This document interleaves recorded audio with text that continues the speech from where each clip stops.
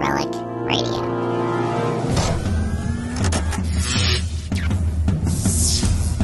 This is Relic Radio Sci-Fi, old-time radio, science fiction stories from relicradio.com.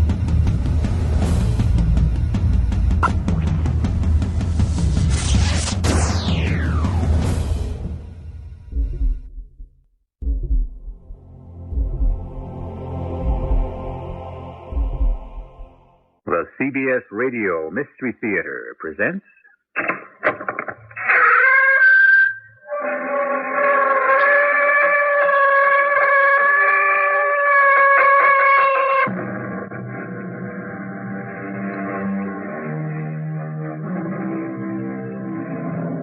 Come in. Welcome. I'm E.G. Marshall. On page 2429 of Webster's Unabridged Dictionary, you'll find defined the word transmigrate, derived from the Latin transmigratus, meaning to go or move from one place to another, to pass from one state of existence to another. Today's tale concerns one Harry L. Spend, who conceived and controlled such activity. No one had ever done that before. Harry, if I ask you a question, do you think you could give me a truthful answer? Gladys.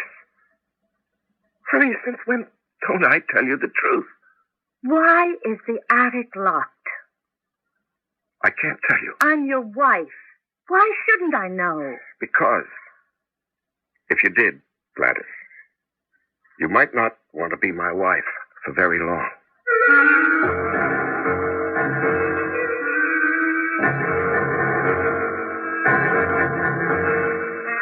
Our mystery drama, Harry's Taxi and the Tea Machine, was written especially for the Mystery Theater by G. Frederick Lewis and stars Larry Haynes. I shall return shortly with Act One.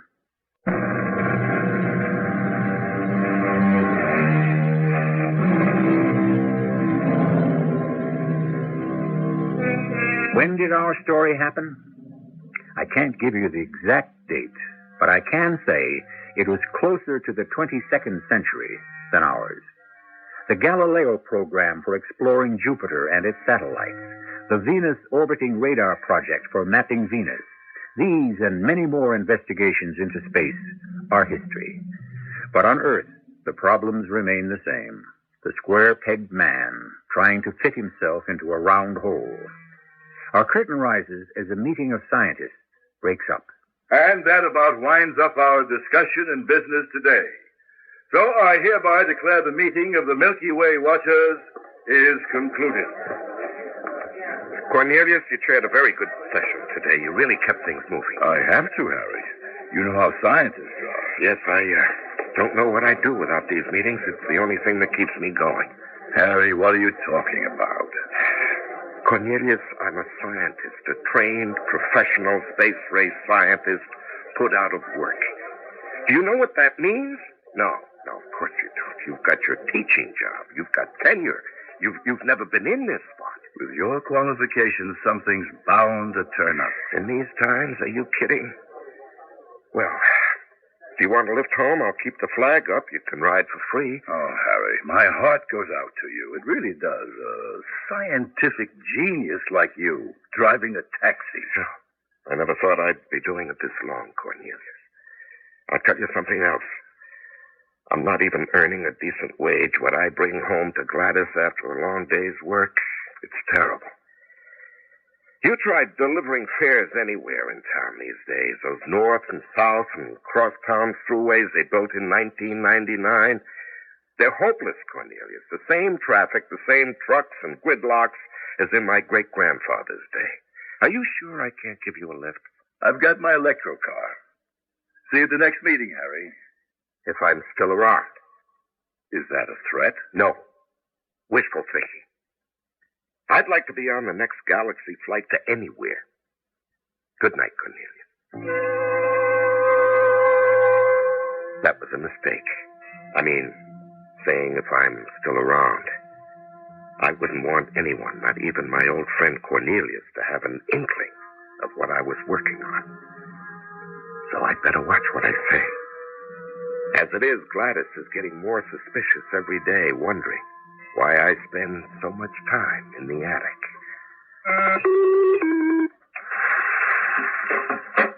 Harry, is that you?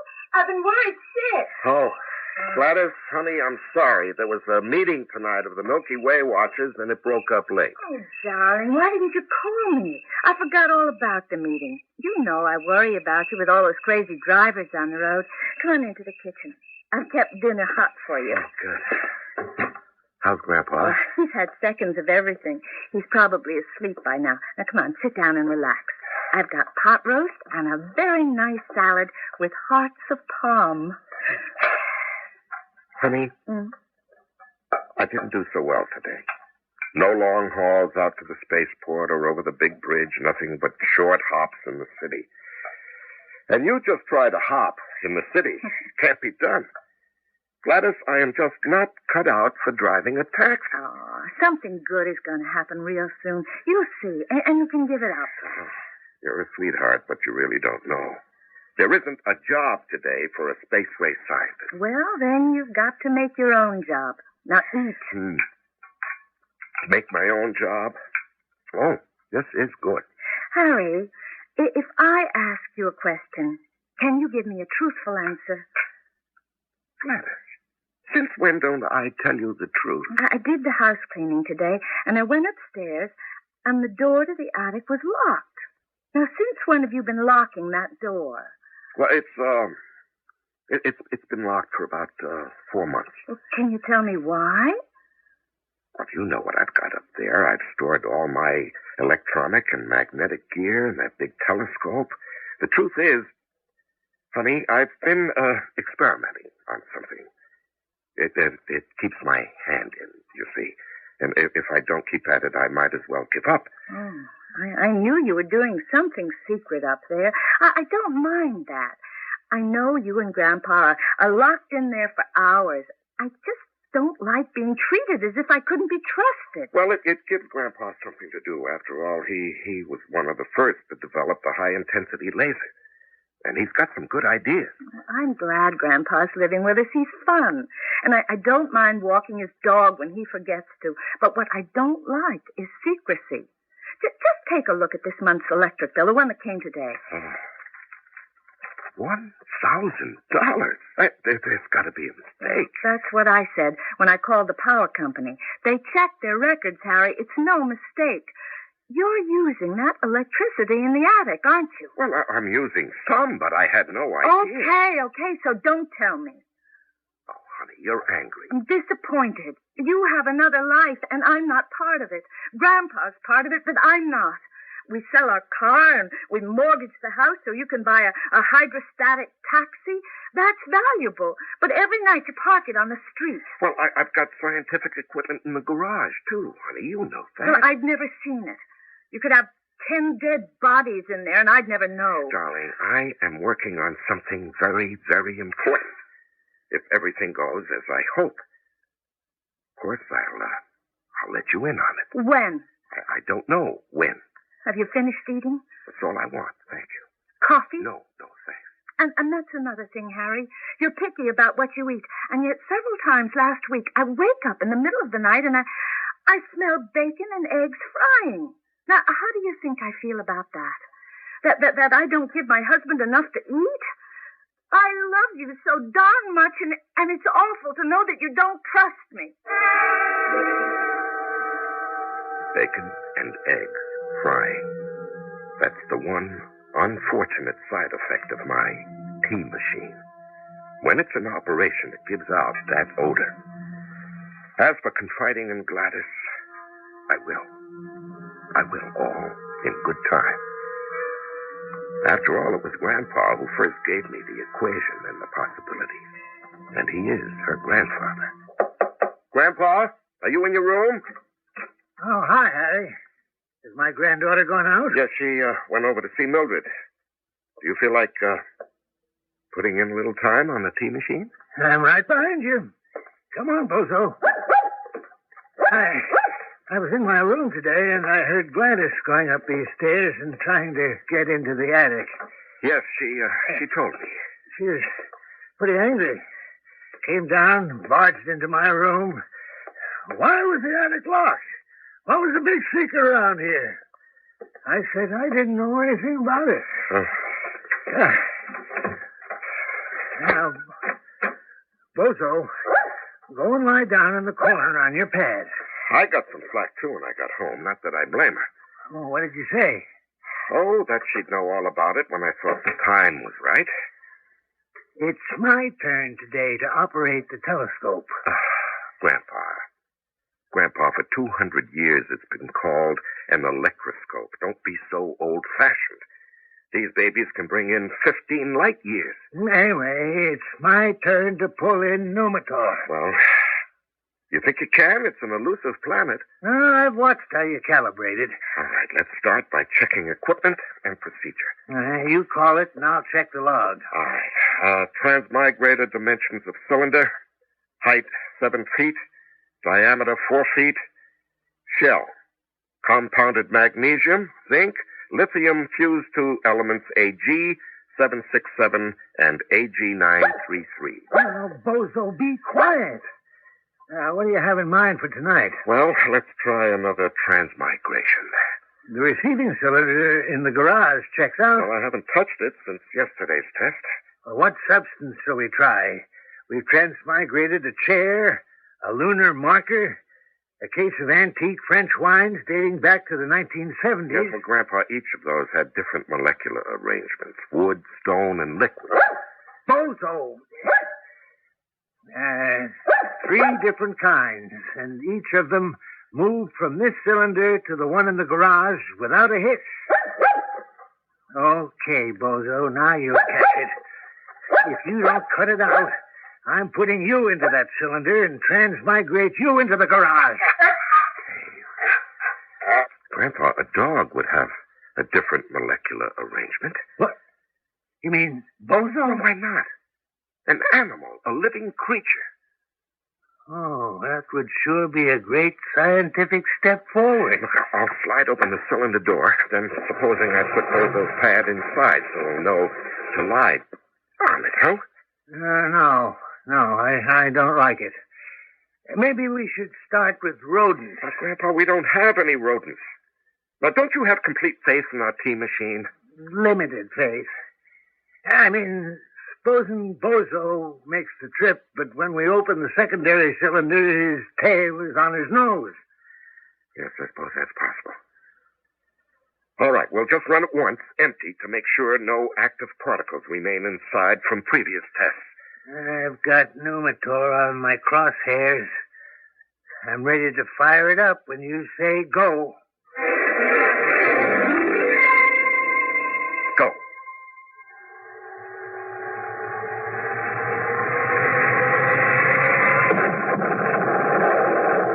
All right, that's it.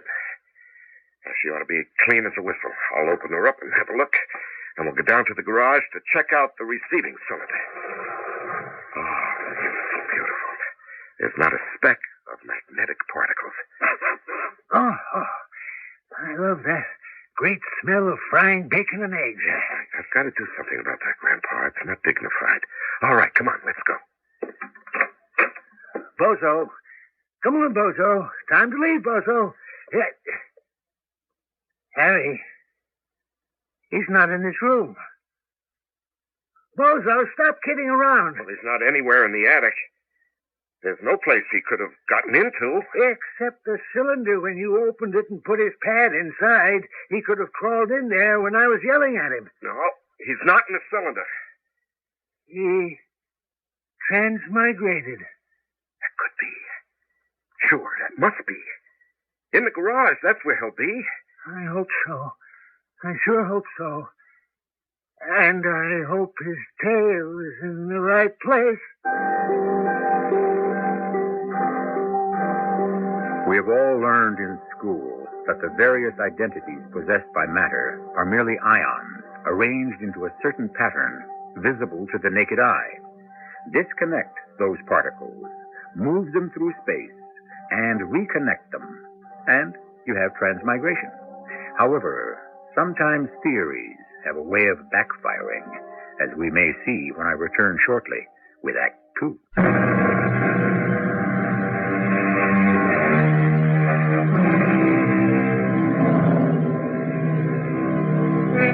I told you, didn't I, that our tale of the cab-driving scientist and the transmigrator he invented takes place sometime in the near future.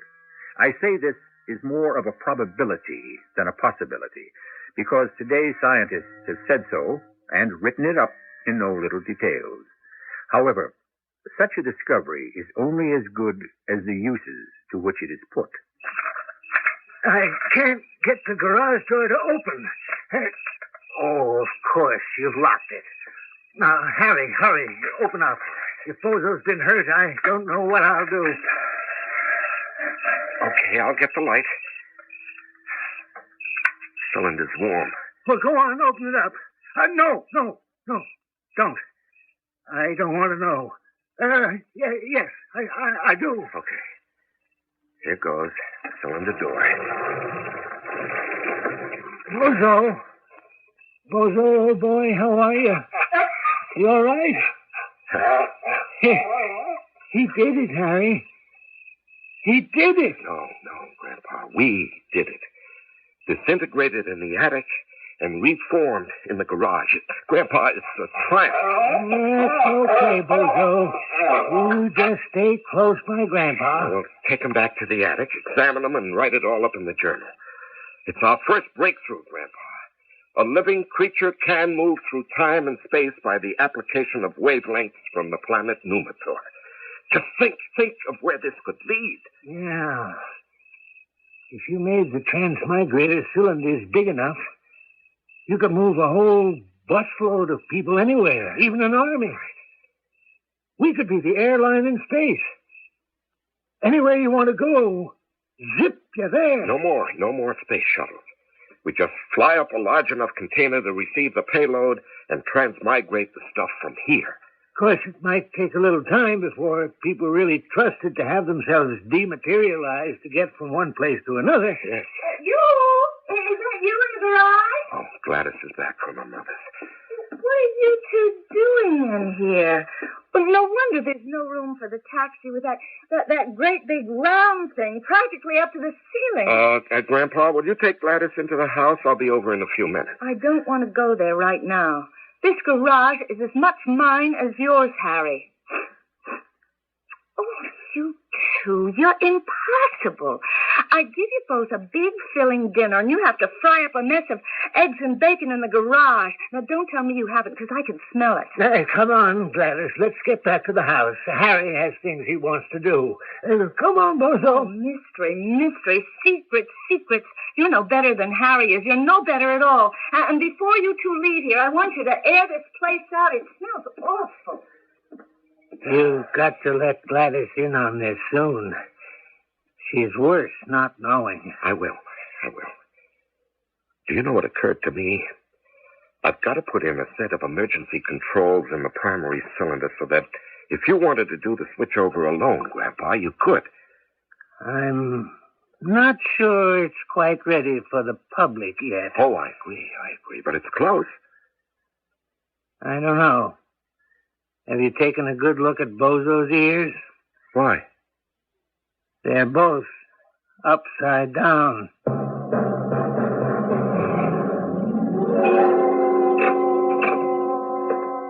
Grandpa. Come on, Grandpa, wake up. Huh? What time is it? It's 6 a.m. I've got to go to work. Okay. Have a good day, Harry. Yeah, Grandpa, listen. I need your help. What? You know that big, heavy, double storage battery up in the attic? Could you give me a hand and help me put it into my cab? That thing? It weighs a ton. What do you want to do that for? Well, it's all charged up. It's got a week's charge of Numitor rays. I know that. Who helped you charge it? Why are you taking it away? Well, I talked to Bob Platt last night. He's one of the last cabinet makers left. He works in real wood. I told him I wanted a strong box with 2 handles for big batteries, and he said he'd make it and I should bring it down. What do you want a portable pack for anyway? It's got to be used with the cylinders. Well, it's just an idea of mine. Come on, Grandpa, let's go. Gladys will wake up, and then I'll get it from her. An idea of yours. What are you going to use for your transporter? Your taxi? Hey, taxi! Can your hover cab make a U-turn? A U-turn in this traffic? I'm heading downtown and across town, City Hospital. Okay. Hey, which way are you going? Across and then downtown. Make any difference to you? No, I guess not.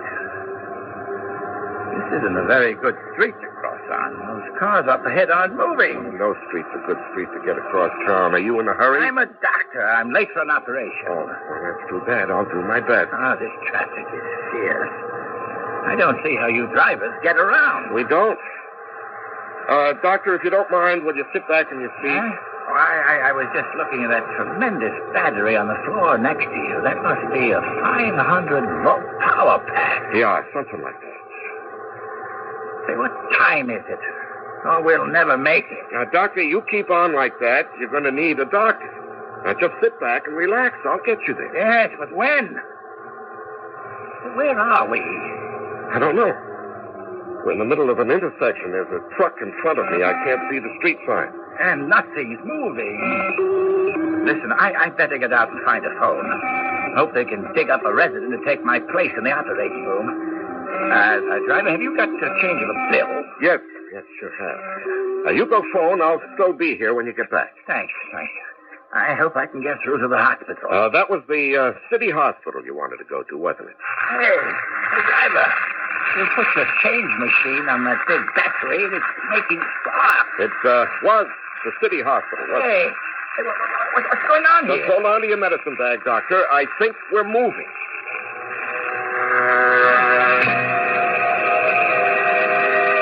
What happened?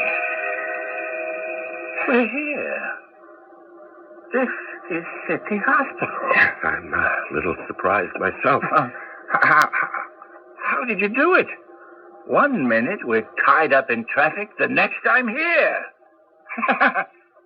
Say, here's a 10 for you.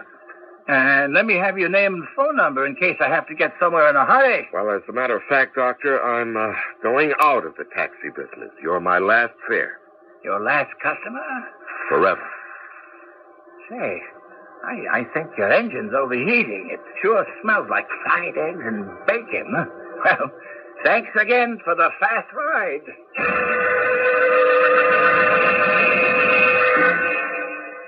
Hello? Grandpa, it's me, Harry. I'm calling for my cab. Are you alone? I mean, is Gladys there? I don't know where she is right now. Well, what do you mean, right now? Not going to like this. I found the door to the attic open. She must have found a key. Well, is she in there? I went in, but she's not there. I don't know where she is. Why did you call me? Grandpa, I think I'm on to something tremendous. Do you know that power pack with the stored pneumator wavelengths? I think I got a hernia from lifting. Now listen to me. I don't think we need the cylinders anymore to transmigrate matter. My taxi became a transporter. Well, how did it do that? Well, you see, I accidentally laid my money change machine across the terminals, and that's all I had to do. Are you sure? Well, I'm parked here outside City Hospital, and 10 minutes ago I was about 60 blocks away. I'll explain the whole thing when I get home.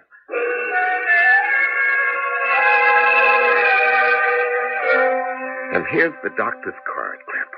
Now, you just call him and ask him. I tell you, we were 60 blocks away and made it just like that, from the attic to the garage. You, him, the hover cab, the whole kit and caboodle transmigrated across town? Oh, we'll never be able to patent this.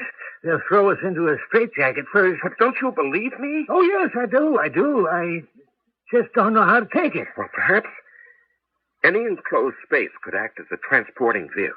Now, we'll have to experiment and see. Anyway, it convinced me of one thing, Grandpa. My taxi driving days are over. We're going to live out of our savings until this is perfected. It's too good a thing just to work on in my spare time. I wonder what Gladys will say. Oh, is she home? No, I don't think so. But I didn't see her go out. Well, what made you think she went up to the attic? Because the door was open. and I was sure we locked it last night. Let's go have a look. Well, if Gladys was up here this morning, she didn't disturb anything. There's a faint fried eggs and bacon smell, but I thought that could have been from last night's test. Yes, you're right. It's been used. You don't think it's from last night? We didn't use the tea machine yesterday or the day before. We were charging up the power pack. No, I don't believe it. It's not possible. I know what you're thinking, but I don't think so either. Grandpa, I'll never forgive myself. She's been inside that cylinder since this morning. Come here. Come over here. Here, put your hand on the cylinder. Yeah, okay. It's warm. It's been activated. She's gone. Grandpa, she got in here and somehow turned on the emergency controls, and that was it. She's gone. Well, Harry, don't just stand there. Let's hightail it for the garage. Gladys could be in the receiving cylinder this very minute.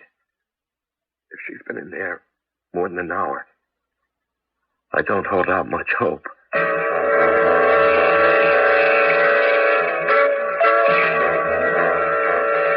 Sorry, Cornelius, to wake you in the middle of the night, but I just had to come over. I need your help. I need it bad. Harry, you're white as a sheet. Here, let me give you a drink. I've had a great shock. You're the only one in our profession I respect, the only one I can turn to. Oh, come on, just drink it down. Count to 10, and then we'll talk. Cornelius, would you mind coming home with me? Right now, I've got my hover cab outside. It can't wait till morning? I can't even explain it to you. I have to show you the problem. Sure, I'll come. But, can't you clue me in? It's Gladys. Gladys? What happened to Gladys? She's gone, Cornelius. I love that girl. You mean she's not at home? No, she's gone. And I know where she is. I mean, where she must be. But I can't reach her. Cornelius, you're the only one who can help me.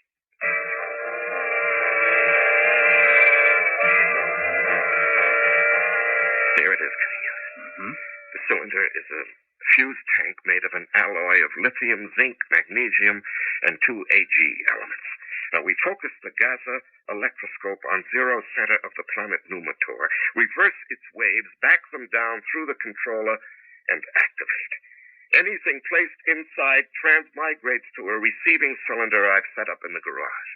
Transmigration. You've done it. Why, it's been a dream since Galileo. Well, today when I was out, Gladys must have come in here. She must have gotten into the cylinder, and in trying to get out, hit the emergency controls. When I came home, it was too late. Molecular retardation must have set in. The secondary cylinder was empty. I would say probably right now she is somewhere between the two dimensions. Well, I've been going crazy trying to figure out what to do. Don't panic. Matter is indestructible, so her particles are still viable. I love her, Cornelius. Harry, you and I have got the brains. It's only a question of application. Now, could I see a demonstration? Oh, sure, naturally. Is there anything in particular you'd like me to pass from here to the secondary cylinder? A chair, a glass of water, you name it. We ought to use an animate, living object. Do you have any experimental rodents? Oh, yes, I went out last week and I got a batch of mice. Come here, you. Cornelius, pull back the cylinder door, will you? Harry, if your concept is valid, you're going to be the most acclaimed scientist of the century. Now, what good is that to me if I've made the most precious person in my life disappear? All right. I'm going to pull the switch. Then we put a mouse in. Maybe we can get Gladys out.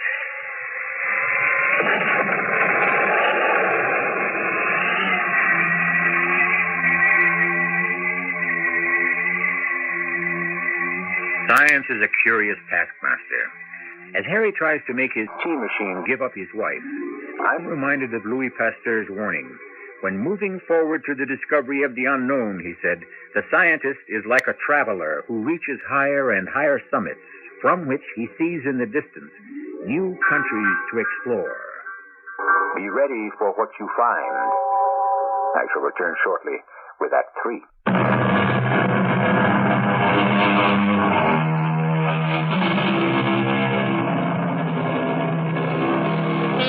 Our protagonist, Harry L. Spend, space race scientist, has used the power from a distant planet to try to rescue his wife, who has placed herself out of the orbit of the dimensions we live in. He has placed a mouse into his T-machine, and now with his friend Cornelius, is opening the secondary cylinder. Well, the mouse made it. So it did. It was a dumb hope. But I sort of was wishing putting the mouse in would release Gladys. Speaking arithmetically, I'd say that if an exchange to be made, you'd have to match up a complex organism with another equally complex. You mean another human being would have to be transmigrated? Then both might come out here. But, Harry, I'm interested in this mouse. You know what I would do if I wanted to fool the scientific community? What? I'd go hot-footing over to a pal of mine with a story that my wife had disappeared, that she'd dematerialized herself in a transmigrator. Then I'd persuade my friend to come see the apparatus in operation, place a mouse into the so-called sending cylinder, and have another mouse planted in the receiving cylinder. Is that what you think? That I fooled you? Normal scientific suspicion. Now, why don't we go back to your attic and see if the first little mouse isn't where you left it? Well, I'll take this one with me. I'm sorry I didn't have you tag it when you put it in, but it never occurred to me that you'd think I'd fake it. Oh, Harry, don't get me wrong. I want to believe you, but what do I have to go on? Only what I see, not what I analyze and know. Well, we'll start by my proving to you there's only one mouse, if we have to run him and his friends through 12 times.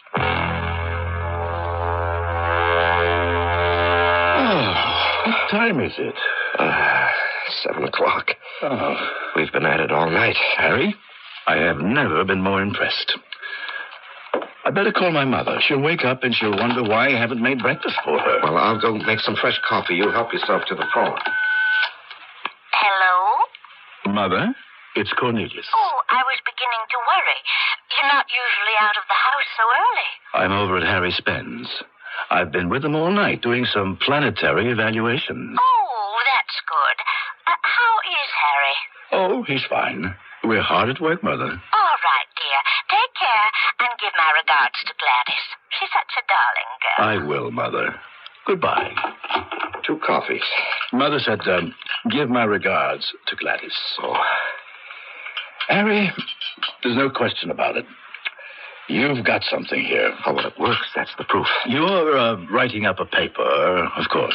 Oh, I will. I plan to. All my data is in a journal Grandpa and I keep. Which reminds me, he'll be knocking on the attic door in a few minutes. The journal is the only evidence you've got? Well, that's the only record of the work so far. Yes, I see. Basically, you have discovered an interdimensional channel which can accommodate the ion disarrange and the ion rearrange. Yes.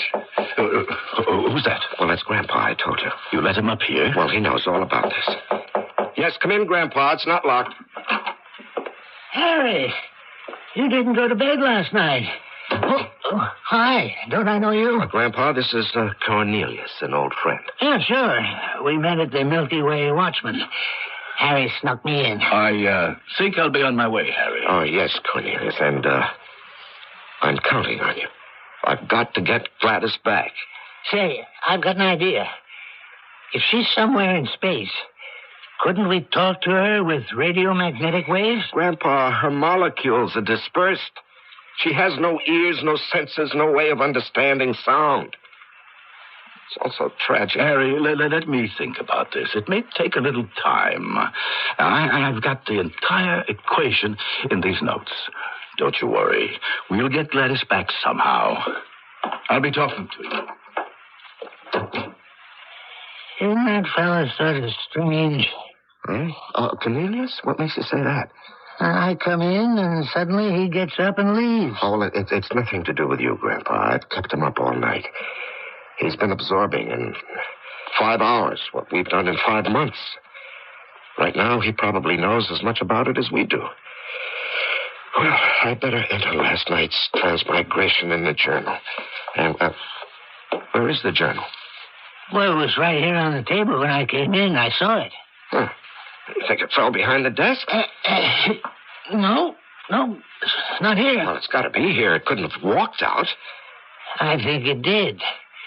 Your friend took it with him.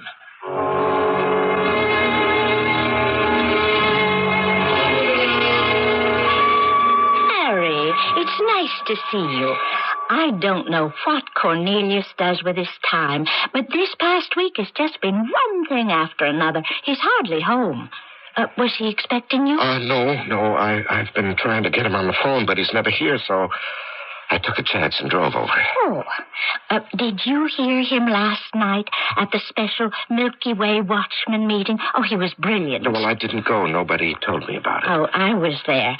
He announced his discovery, and the phone has been ringing all day. Scientific journals, newspapers. Well, I knew he was up to something, because a man came down from Washington to see him, and then a 4-star general from the Pentagon, or is it the Hexagon now? Oh, to think after all these years of teaching high school science, my Cornelius is going to be recognized. Mother? I'm in the parlor, Cornelius. Guess who's come to pay you a surprise visit, dear? Hi, hello, Harry. I've been meaning to call you. Well, your mother's been telling me you seem to have built the better mousetrap. Oh, yes, I was going to tell you about it. Would you believe it, Harry? Cornelius has discovered how to move people and things through space in a second. Has he? I was just thinking, Harry, why don't you and I duck over to your place? I'd like to have another look-see at your setup, and I think I've come up with an answer to your problem. WWJ Detroit. Your mother is very proud of you. She doesn't know your discovery was stolen from me. That's not so. I started with your idea. It got me thinking, which you wanted me to do. And I developed a new angle to transmigration, which is transmutation. And it is foolproof. No one gets lost. I don't believe you. No, not in a million years could you have developed an alternate idea in 1 week. You used all my data and all my equations. You're just angry because someone's improved on your primitive logic. The Milky Way galaxy contains 100 billion stars. And if you think Numator has the only transferal wave power, you're off your head. And you're nothing but a lying, cheating, conniving thief. You get away. Get away from me. Get off me. Now, let go. Listen to me, taxi driver. It isn't smart to accuse a man bigger than you are, Cornelius.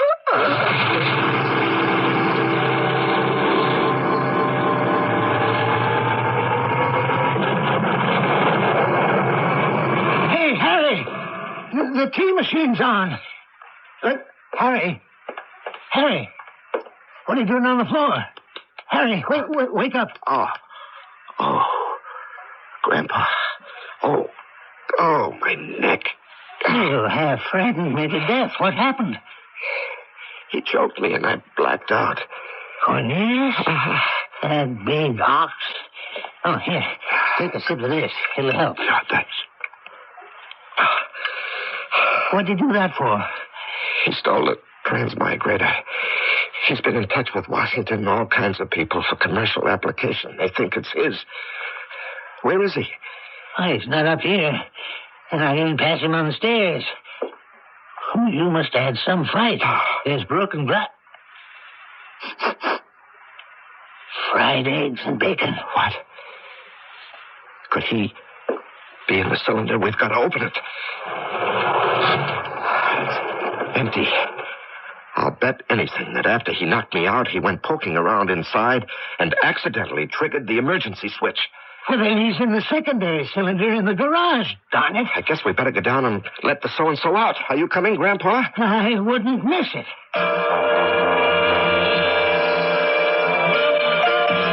Yeah, he's gone through all right.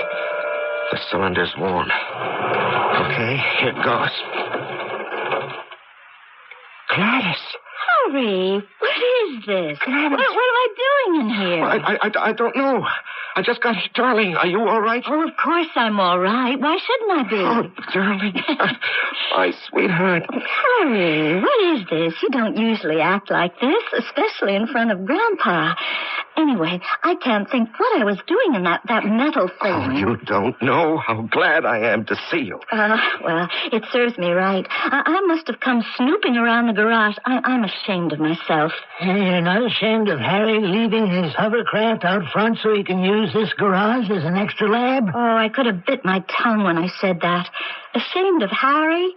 Someday, they're going to realize what a brilliant scientist he is, and they'll be beating a path to our door. You know something, child? That day could be tomorrow. I'm going back into the house. It must be late. Don't be long, Harry. No, I won't, darling. Oh, thank heaven she's safe. Well, what do you think? Retribution doesn't only happen in heaven. Yes, I'd say that Cornelius got himself into the channel for transmigration, and Gladys was already there. Then her molecules rearranged themselves, and she surfaced in the secondary cylinder. Cornelius in, Gladys out. That means it would take another human being to effect his release. I can't imagine anyone doing such a favor for your friend Cornelius. No, Grandpa will have to think this through. I wouldn't want my worst enemy spending his life broken up into small matter. I think we should give Cornelius some minor credit. You hear that, Cornelius? Wherever you are, your name will appear in the fine print. Grandpa, I told you, out there they can't hear you. Oh, that's right. You said no ears, no sounds, no brain, no nothing. I must say I agree with the great Huxley who said, I am too much of a skeptic to deny the possibility of anything. When I introduced Harry to you, I described him as a square peg trying to fit into a round hole. I was mistaken. Harry managed to make science adjust itself to Harry's dimensions and his discoveries. I shall return shortly. He touched me. Touch her with Chantilly, and suddenly nothing is the same. Perfume, spray mist, dusting powder. He touched me. He touched me. And suddenly,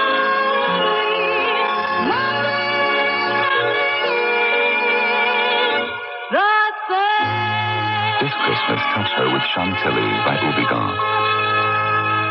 Little Lord Fauntleroy, the story of an American boy who becomes an English aristocrat and wins the hearts of everyone he meets. The world should always be a little better because a man has lived. Little Lord Fauntleroy, back again on TV, with Ricky Schroeder as Fauntleroy and Sir Alec Guinness as his grandfather, the Earl.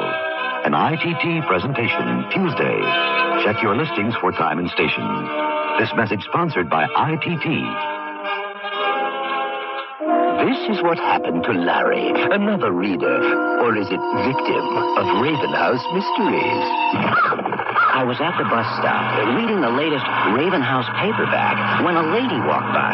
She seemed familiar, like I knew her from somewhere. I followed her. She started to run, and I lost her in the crowd. The next day, I saw her again in the supermarket. Our eyes met over the lettuce. I said, Sarah, you're supposed to be dead. Ravenhouse mysteries are so engrossing, you can't help but let the mystery take over your life. It was a little embarrassing. I had her confused with the character in my Ravenhouse mystery. Ravenhouse publishes new mysteries every month.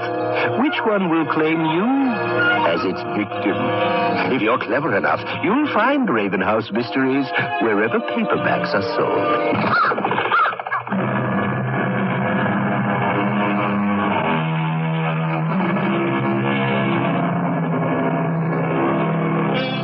Like it or not, believe it or not, tales of the future, commonly called science fiction, are little more than 100 years old today. That's a century of fantasy, extravagance, and dreaming. You and I have lived to see many of those dreams realized. Genetic engineering, atomic power, robots, space travel are all here. It's going to take some doing for us to keep bringing you the believably incredible. But I think we can do it. Our cast included Larry Haynes, Bernard Grant, Carol Teitel, and Robert Dryden. The entire production was under the direction of Hyman Brown. Radio Mystery Theater was sponsored in part by Raven House Paperback Mysteries. This is E.G. Marshall inviting you to return to our Mystery Theater for another adventure in the macabre.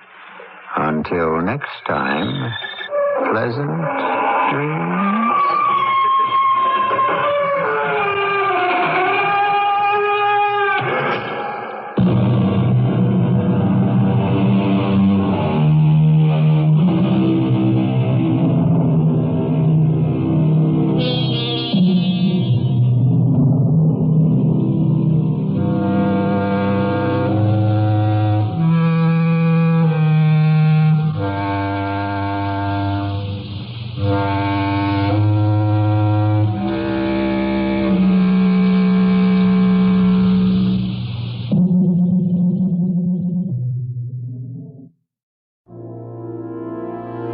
That's the show for this week, but don't forget there are thousands more like it at relicradio.com.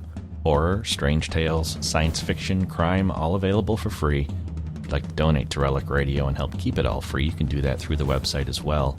Visit donate.relicradio.com to find out more and to see the special downloadable sets that are available. My thanks to those who have donated, and thanks for listening today. Talk to you again next week.